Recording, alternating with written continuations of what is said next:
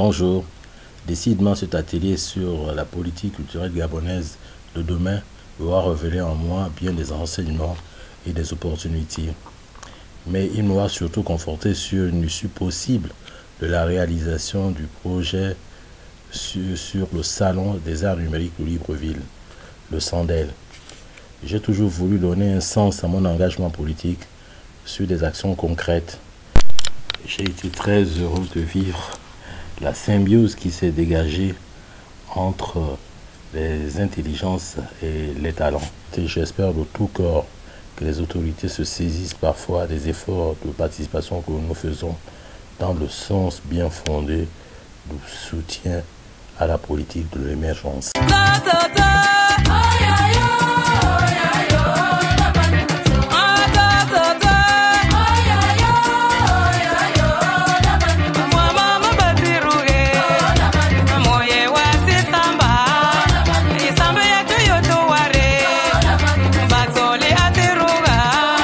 C'est une chance d'ailleurs que nous puissions nous retrouver ici, et je remercie fortement le ministère de la Culture d'avoir pu effectivement mettre en place ce cadre d'interaction entre les différentes énergies possibles, quelle que soit leur spécialité, d'apporter effectivement une certaine contribution à cette vision. Ce cadre-là nous manque, parce que la culture, effectivement, c'est un lieu d'échange, c'est un lieu de participation, c'est un lieu de dialogue.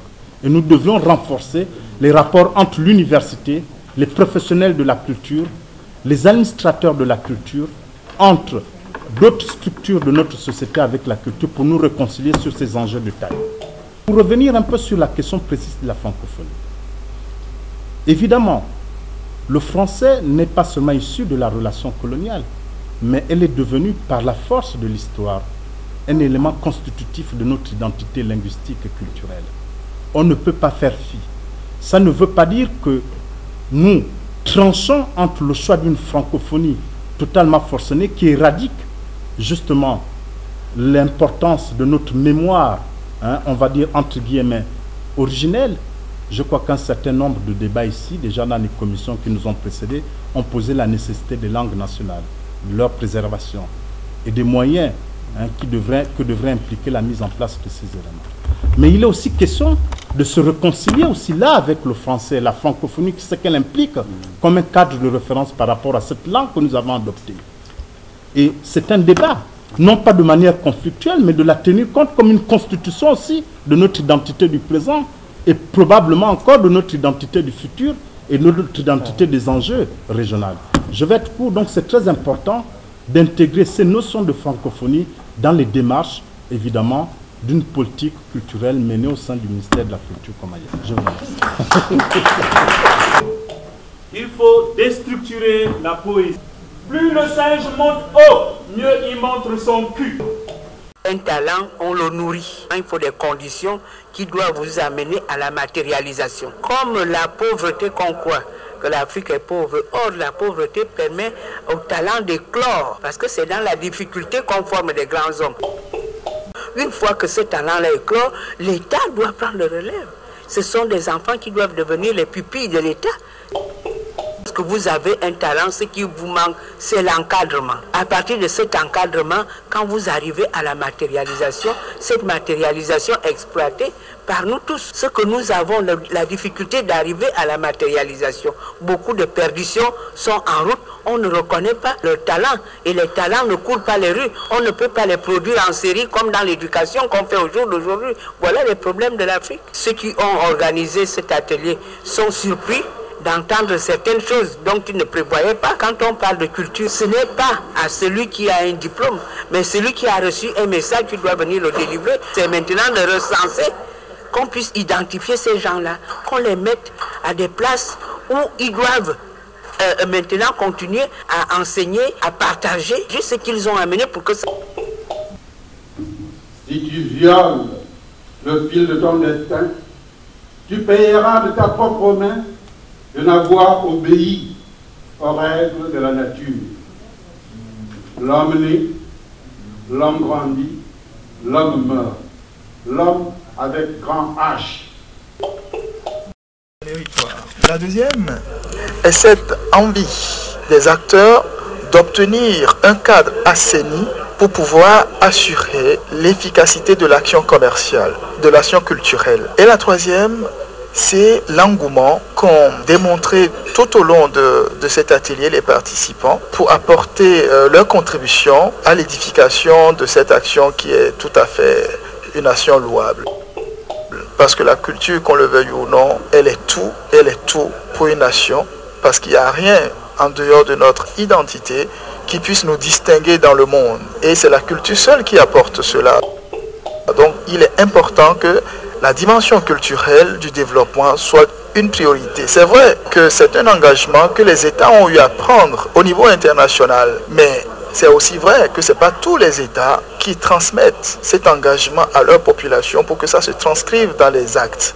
Il y a beaucoup d'États aujourd'hui qui ont des stratégies dans lesquelles on ne peut même pas identifier une seule ligne qui puisse avoir trait à la culture. Et ici, on sent cette envie d'aller de l'avant, cette nouvelle dynamique qu'il est extrêmement important de soutenir.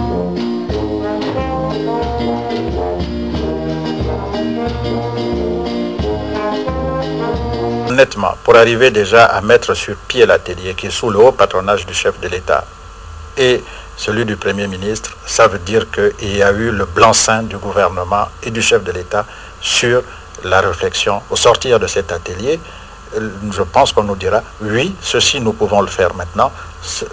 Par contre, tous les autres éléments qui ont été identifiés, il nous faut une programmation pour que l'État puisse subvenir. Mais je pense qu'il n'y a même pas de réponse. À partir du moment où, dans le cadre du gouvernement, une action est menée, parce que forcément cette action a le soutien des plus hautes autorités. Maintenant, les moyens pour mettre en œuvre, on ne fera pas tout en un jour, ce n'est pas possible.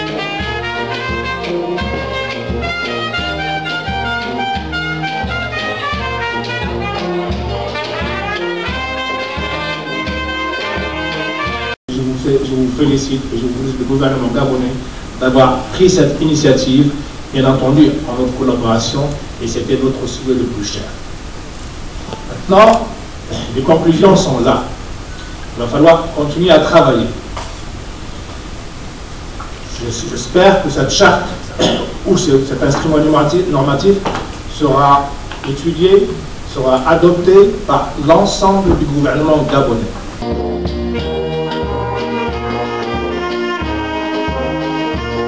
Maintenant que nous voici parvenus au terme des travaux de l'atelier d'élaboration et de validation des instruments normatifs de la politique culturelle en République gabonaise, qui viennent de nous valoir 3 grandes et belles journées de contact, de découverte réciproque, d'échange, de confrontation, je considère et je mesure avec émotion que chacun comprendra la chance historique qui nous a été donnée d'écrire une nouvelle page de la politique culturelle de notre pays.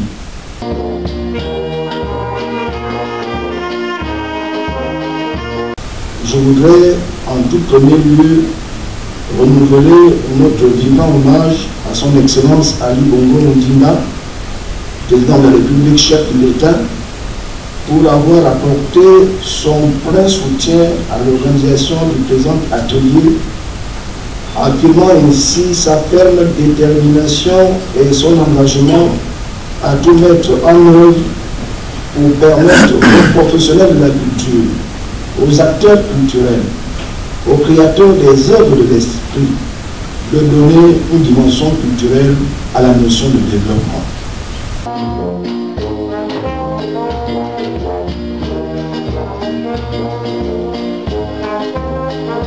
Au même ordre d'idée, je tiens à exprimer ma profonde reconnaissance et gratitude à l'endroit de son Excellence Paul Biya-Yamba, Premier ministre, chef du gouvernement, qui, je le rappelle, nous a fait l'honneur de rehausser par sa présence l'éclat de la cérémonie d'ouverture.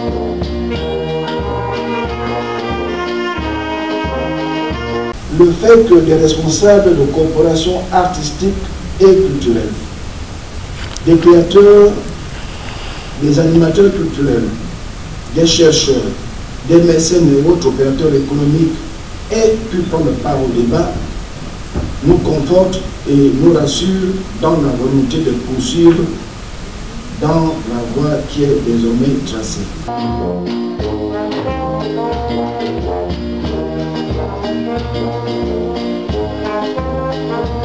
Distingués invités, mesdames et messieurs, notre élan porte en germe la réalisation d'un projet, celui d'un rêve que nous avons tous caressé et qui a été légitimement nôtre pendant ces 3 jours de travail acharné. Il ne serait pas souhaitable, en effet, d'esprits venus d'horizons divers, animés par la foi qui fut la nôtre, de doter notre pays d'instruments normatifs de politique culturelle, de se quitter sur de simples paroles. Aujourd'hui, nous prenons date avec l'histoire pour mettre en place des mécanismes de suivi.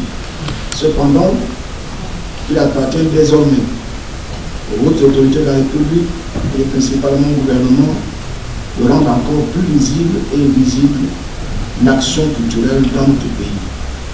C'est sur ce nom d'espoir que je déclare clos les travaux de l'atelier d'élaboration et de validation des instruments normatifs de la politique culturelle en République gabonaise.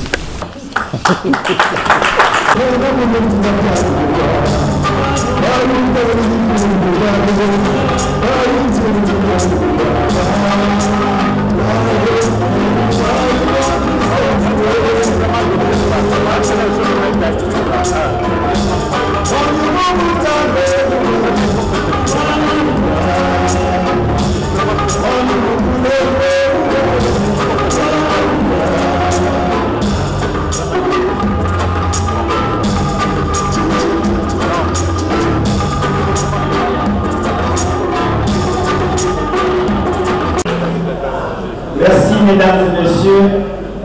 Malheureusement, toutes les bonnes choses ont une fin. Nous avons travaillé ensemble pendant 3 jours.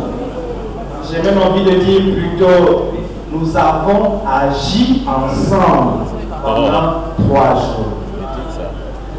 Mais bon, il faut qu'on se sépare. N'oublie pas, oh non, pas les faux pas. N'oublie pas les premiers pas vers la liberté. N'oublie pas, oh non, pas les faux pas vers la liberté.